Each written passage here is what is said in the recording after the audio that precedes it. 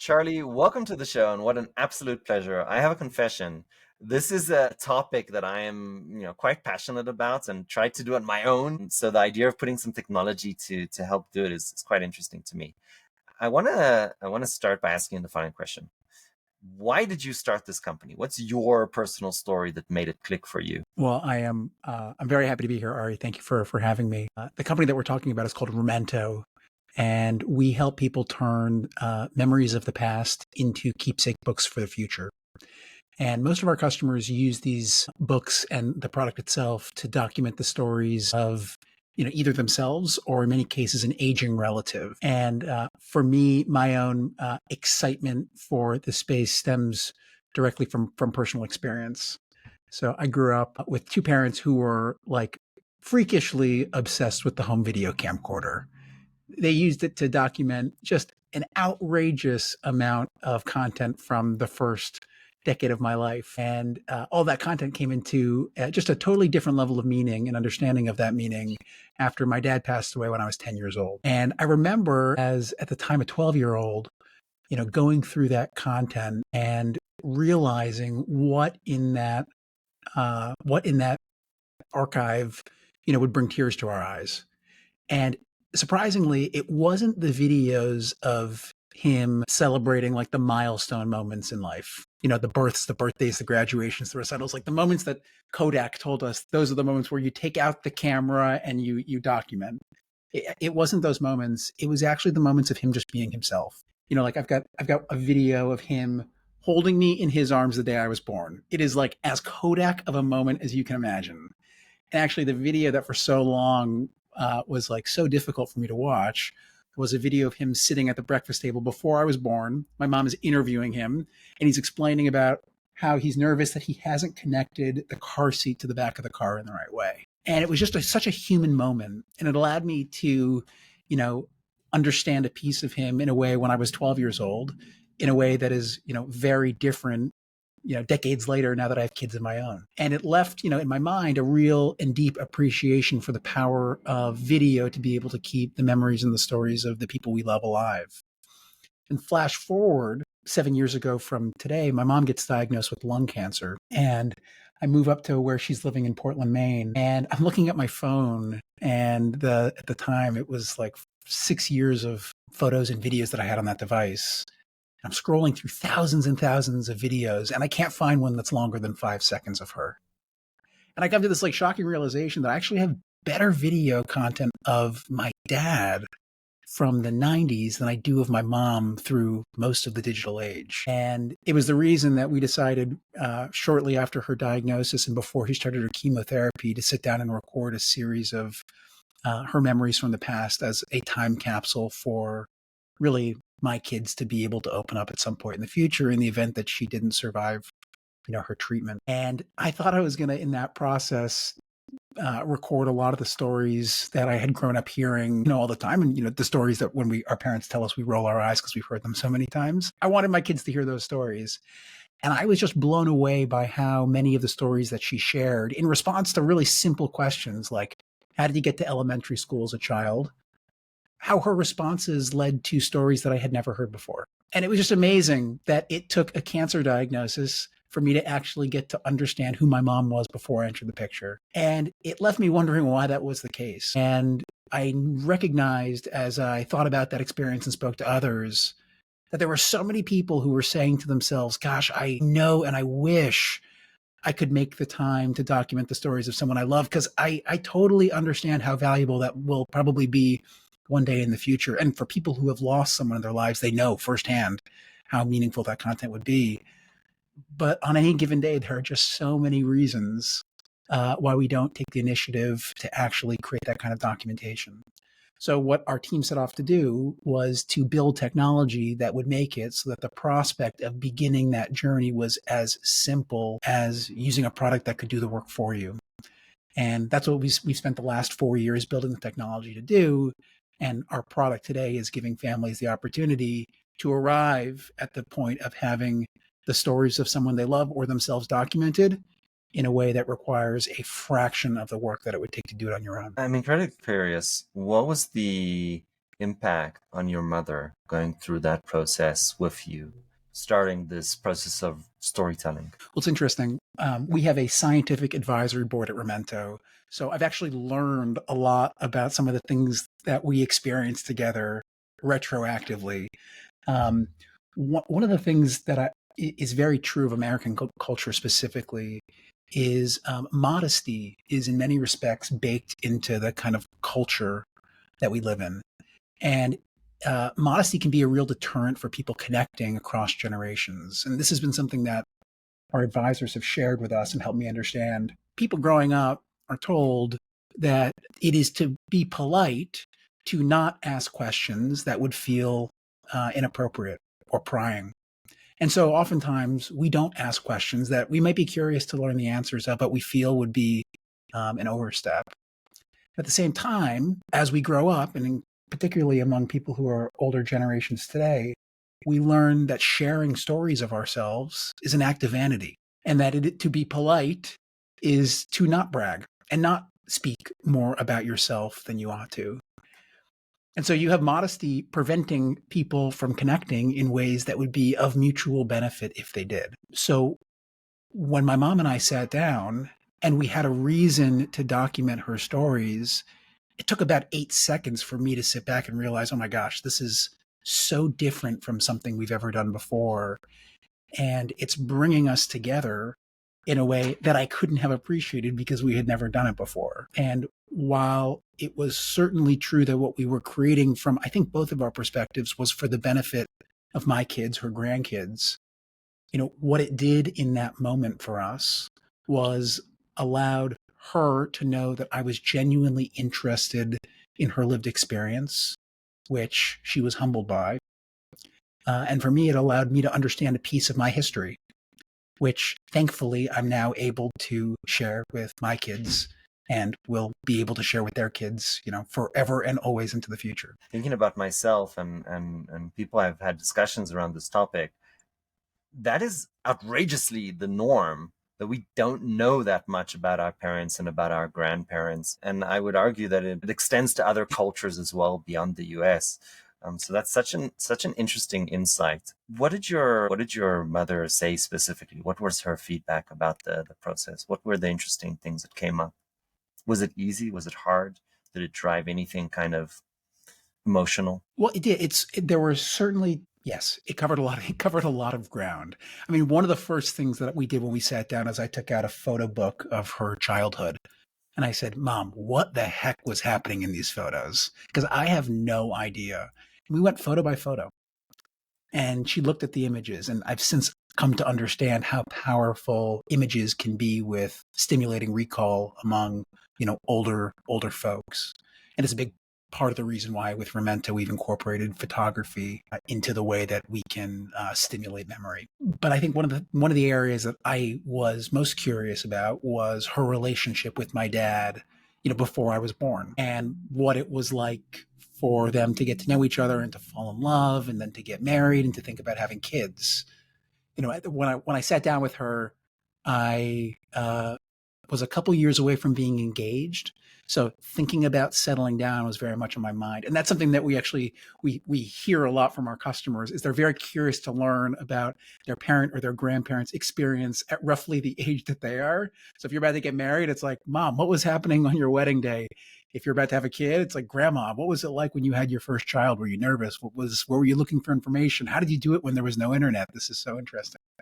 So we covered, I would say, to start with, we started kind of at the beginning, and many of her memories from childhood were incredibly happy memories. And then as we started talking about, her relationship with my dad, who we lost, you know, enough time has passed since his passing to be able to have a smile as we talk about him. But it was emotional because those are memories that she holds very closely, and doesn't speak about that often.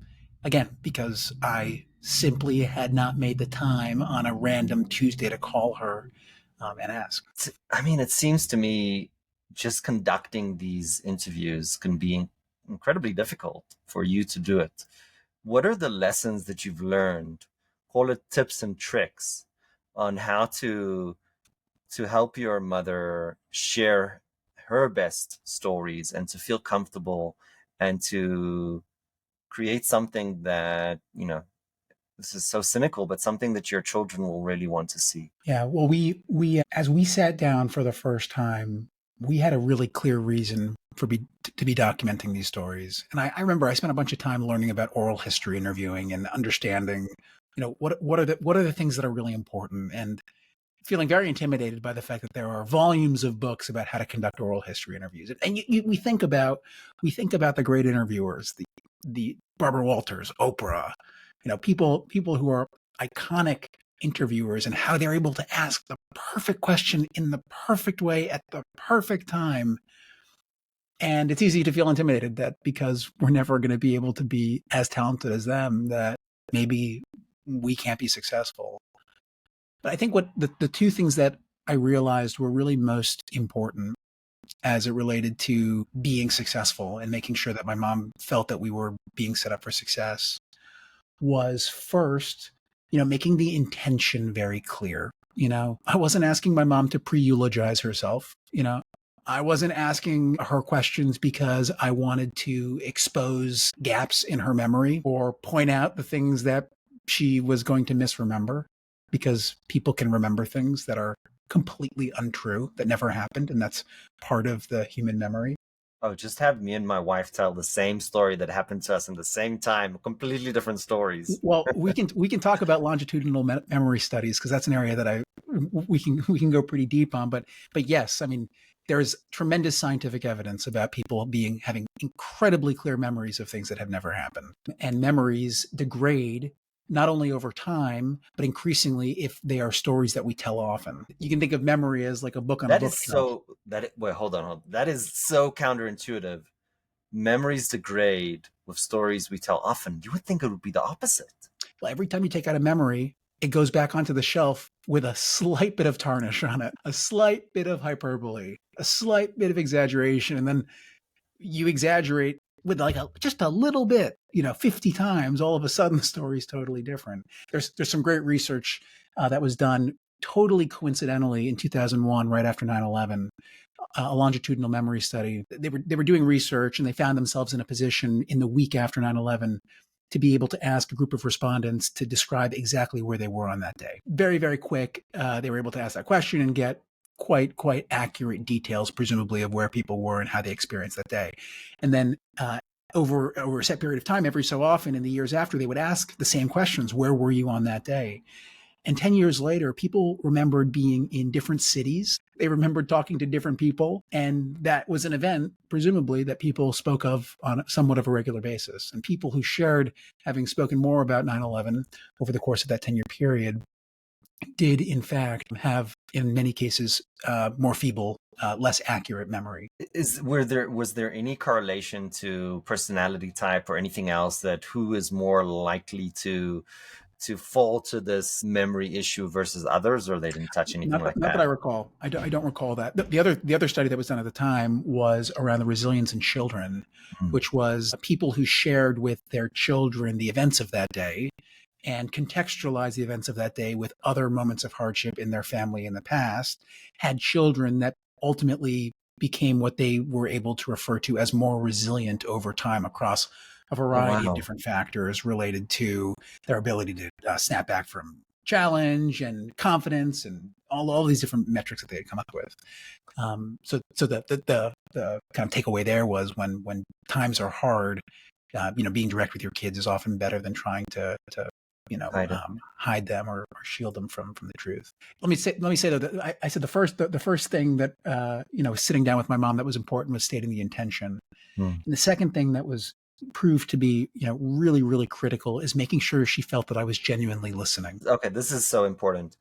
What does that mean, genuinely listening? Yeah. Because I feel like that is an art of like being present and mindfulness that I am developing, even though I'm probably close to double your age. What does that mean for you? How have you gotten better at this? Well, active listening is something you can spend your entire life refining. So going from B plus to A plus with active listening is, a life's work. But going from not doing it at all to doing it a little Yes, bit is not hard at all. I agree. And um, I would say sitting down with someone, and as you are hearing them say things that are interesting, just reading back to them and sharing with them, like, Mom, I had no idea. Mom, I had no idea that that was your experience. That's unbelievable. Let me ask you another question. You know, like one of the mistakes that rookie interviewers fall into is making their interviewee feel like they are answering a survey, Hmm. which I recognize feels nothing like the conversation that we're having right now, considering that I don't think you have questions written down at all. And that's the goal of a great interview, which is to make the interview feel more like a conversation or a journey than completing a static exercise. So I share both stating the intention as being critical and also being able to make sure that the interviewee feels like they are being heard and validated as being really important takeaways, because we knew that when we were going to try to automate parts of the process of soliciting stories from someone and remove the human interaction from that experience, we needed to find ways to be able to incorporate the benefits of both of those two propositions into what would become an asynchronous experience. That feels almost like I mean, I get the scale aspect of it, but you're losing, if I understood correctly, the aspect of the relationship that you're building between the two individuals. So I'm incredibly curious, how you think about this. The challenge for us from the very beginning was, how can you make that experience feel as authentic as an interview? Right. And the first thing that we had to realize was it will never be. It just won't be. There's Yeah. no way that someone sitting down and having a conversation with you can be the same as being interviewed by a non-human. However, it doesn't necessarily always involve being worse. It's different, but it's not always worse. Mhm. And actually, what we've heard from a lot of our customers is speaking to a device feels more like writing a journal than it does sitting down with a therapist or a psychiatrist or an interviewer. And for some people, being able to tell their own story in their own way without judgment whatsoever actually allows them to open up and be more vulnerable in ways that they've never been with anyone else Right. in their life. We have members of the military who use Romento, and they'll be asked a question about a moment from their service, and their family will reach out to them after they hear the story that's just been recorded, saying, how on earth did you just share that to your phone and have never shared that with anyone else? And those people say, I don't really know. But what's really important is what we build into Romento is the ability for the person to feel seen and heard, by way of making sure that the family can very quickly receive what's been shared and provide the affirmation. So it's delayed, but the act of listening does exist there. And then the second thing is we make sure that when someone's receiving Romento, it's really clear what the intention is. Again, it's not for a pre-eulogy. It's not because we want to expose vulnerability or lapses in memory. It's because legacy can be preserved in the form of a book without that Right. person having to write it themselves. Right. And that is a gift in and of itself to the entire family. So there's a few interesting things. One is, and I've heard this, guests have told me this, especially the ones that share incredibly difficult stories. The process of sharing these stories is therapeutic. I think that's such an important thing to be said, because you mentioned, military. The other thing, I think it's interesting what you said, because I'm like, okay, you take the human being out of it, do you lose the value, was really my question. But what I'm hearing from you is that, well, maybe we're taking the human being out of that immediate moment and turning it kind of to be delayed, but they're still there. They're having those conversations after, and it's creating engagement that might not have happened otherwise. So I thought that was incredibly interesting.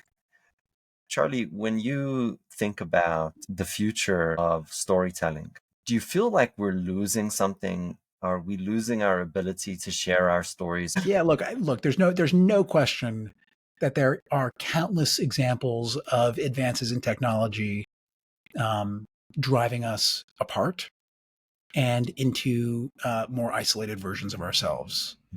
Like the promise of social media to connect us with each other, I think remains an open question. And I look specifically at the rates of suicide among especially young women and girls who feel more isolated by way of being connected in a Yeah. digital way. Yeah. than any other generation ever has. So there's an open question about the role of technology and the acceleration of some of that impact by way of AI making everything faster. At the same time, there is a tremendous promise of technology to bring us together. And one of the things that was very true of the early social media companies was that they were monetizing those businesses through advertisements, Yeah. which meant that your attention was the product. I think if we're able as a society to adopt technology with business models that are not focused on extracting attention, but are instead focused on actually monetizing connection, then there's a tremendous opportunity to use all of this tremendous, powerful technology to be able to bring people together. Yeah. And all I can speak to is what I hear when I have conversations with our customers, which is that by way of a fairly simple tool from their perspective, that is sending them a new video of their grandmother telling stories about her past every week, they have been able to connect with her and engage with her and understand her in a way that has never before been possible. And we hear that all the time. Grandma spoke about going to the University of Indiana during a time where there were rolling blackouts after World War II. And hearing that story, the granddaughter finding a newspaper article of that coverage and then printing it out and bringing it to grandma's house and then them talking about that experience for an hour, right? We've shifted from talking about the weather with our grandparents to actually talking about their experience because we've been able to harvest that opportunity for connection. And the tremendous power of AI, from my perspective, as it relates to the space, is to be able to make the prospect of reliving those experiences so much more rich than it ever has been. And I think that will benefit our families decades into the future because we'll be able to look back on these moments. But until that time, what we can say with total conviction is that of the 6,000 hours of content that have been recorded on Romento, each of those stories reflects families developing a greater understanding about who they are, where they come from, and a deeper appreciation for the experiences of those who have come before them. I mean, that I guess it just the light bulb turned on that you're probably not seeing your grandma every week, but her ability to do this on her own actually would create a dialogue and create a connection and create something that if you didn't plan to go meet her and interview her, it's happening anyway. So to me, just understanding that suddenly creates something that is so much more powerful. I actually am having goosebumps. Look, my father-in-law, he was basically sent uh, to the Siberian forest when he was a kid, when he was 18, and he tells us this story. And the funny thing is that every time, as my wife and I grew up, the story changed. So Yeah, first time it was, oh, we saw a bear. I'm like, oh, okay. Next time he tells the story, and this is a few years later, coincidentally, is like, oh, we saw a bear, we shot the bear in the direction of the bear to scare it off. right. The third time he tells the story is, we saw the bear, we shot the bear, we killed the bear. And then it turns into, we saw the bear. Actually, we were hunting the bear. We didn't have food, we were hungry because no food was sent to us. And we were hunting that bear to eat it, and we ate the bear. And that's what kept us alive from starving. So, first of all, that the horror in not knowing anything about your father-in-law and getting to know the person. Now it's like a running joke in the family, like, oh, the bear that you shot in its direction, but actually you ate it. It just created such a sense of connection to my parents-in-law that was very, very unique, and it was serendipitous. And I can only imagine the force of that happening on a week to week, month to month basis is, Mm-hmm. I think, is incredibly important. And the other aspect of this, my kids love their parents-in-law, just love them, but they're way too young to have these kind of discussions with them. And it truly is frightening to me that they will not get to know them as deeply as I do. And then my other fear is, well, do I even know them as well as I can? And I think that touches me personally. So I Mm. appreciate it. How old are your kids? So I have two kids and one raptor. The son is 12, 10, and then the raptor is 5 years old. And they all love their grandparents tremendously. Like Yeah. it's amazing. I feel so grateful that they've built that relationship. Well, one of the things I would just say, just in response to what you've just said, like 10, 12, 5, these are children who have so much to learn about the world and Right, themselves. right. And I would agree. They would be too young to sit down and conduct an oral history interview with him, or Right. have the initiative on their own to probably think to ask these questions. But I would bet even the 5-year-old would love to hear the story of Oh yeah, Grandpa, taking down the bear and eating it, or any version of that story from the yeah. past. No, and absolutely. and that's what's so important, is that if we can find a way to make these stories accessible, Yeah, yes, let's save them for when they can appreciate the story because they recognize the importance of family history and they're in a position to pass it down themselves. But a 5-year-old is going to love this story, and that's what yes, we see, which is so special. It's like, let's give the 5-year-old content that hopefully your 5-year-old's not on TikTok yet. Maybe the 12-year-old is thinking about it. Maybe, hopefully, maybe also not on TikTok. But let's present family history to yeah, them in a way that feels similar to the way that right. they're digesting all of the other content that fills, you know. Charlie, we this was amazing. First of all, I'm so grateful that we got to connect. I want to ask you one last question. Normally, the question we ask is, Charlie, if you went to be, and this is the only scripted question that we have, is if you were 20, what advice would you give to yourself? I want to ask you Mm. something else. You have, one your firstborn. How She is 6 months, one Six week from months. 6 months. Okay. So you're basically, right out of the oven as a father. When you think about the things that you would like to give your newborn daughter, what is that? I think I'd love to give her a platform for her to know that she can be whatever she wants to be. That's a combination of financial stability, access to education, role models who look like her, and the equal parts confidence and hubris to look at the world that she is living in and all of the places that she wants to be, and to rightly ask herself, why not me? Charlie, thank you so much for coming on the show. I appreciate you. Yeah, Ari, this is a lot of fun. Thank you so much.